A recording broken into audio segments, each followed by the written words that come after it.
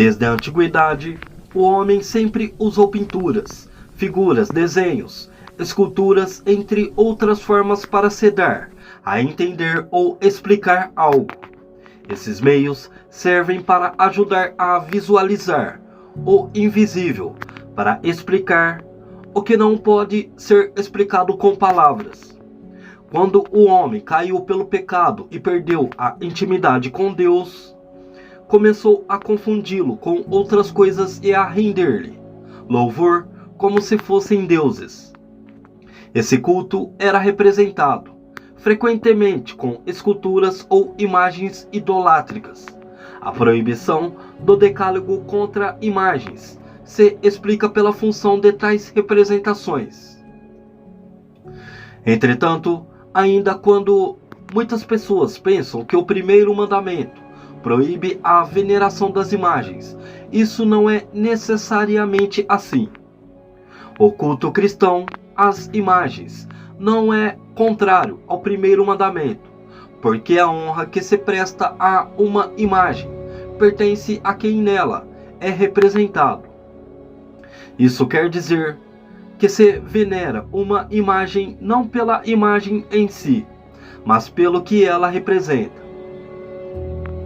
Nesse sentido, Santo Tomás de Aquino, em sua monumental Summa Theologiae, assinala que o culto da religião não se dirige às imagens em si mesmas como realidades, mas as olha sob seu aspecto próprio de imagens que nos conduzem a Deus encarnado. Pois bem, o movimento que se dirige à imagem é quanto tal, não se detém nela, mas tende à realidade da que é imagem. A instituição das imagens.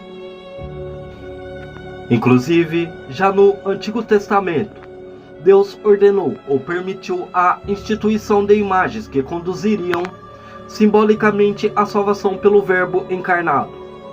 E como exemplo disso, temos a serpente de bronze, ou a Arca da Aliança e os querubins. As primeiras comunidades cristãs representaram Jesus com imagens de bom pastor.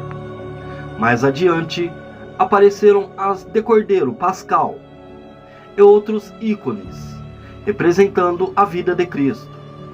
As imagens têm sido sempre um meio para dar a conhecer e transmitir a fé em Cristo, e a veneração e amor à Santíssima Virgem e aos santos.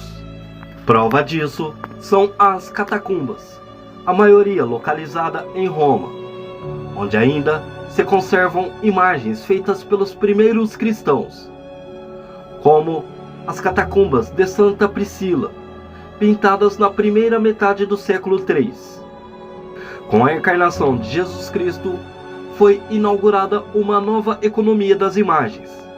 Cristo tomou e resgatou os ensinamentos do Antigo Testamento e lhe deu uma interpretação mais perfeita em sua própria pessoa.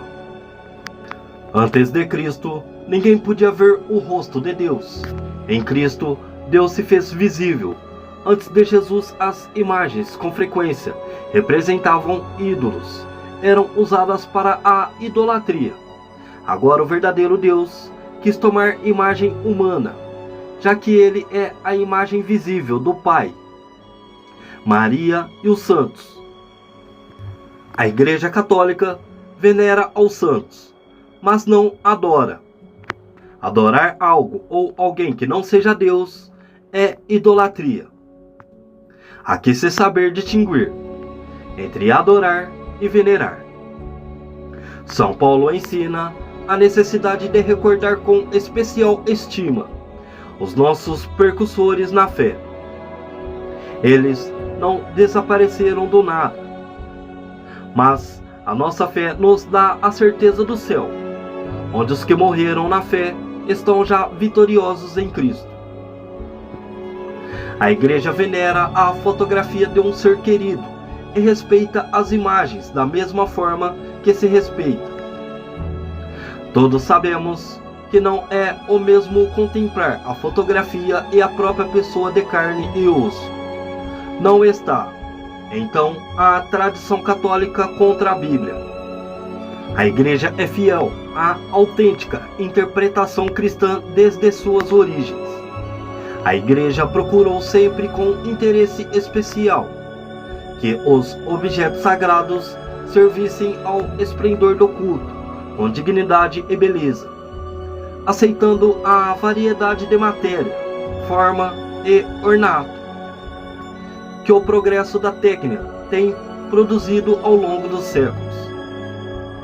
Mas ainda, a Igreja se considerou sempre como árbitro das mesmas, escolhendo entre as obras artísticas as que melhor responderam à fé, à piedade e às normas religiosas tradicionais, e que assim seriam melhor adaptadas ao uso sagrado.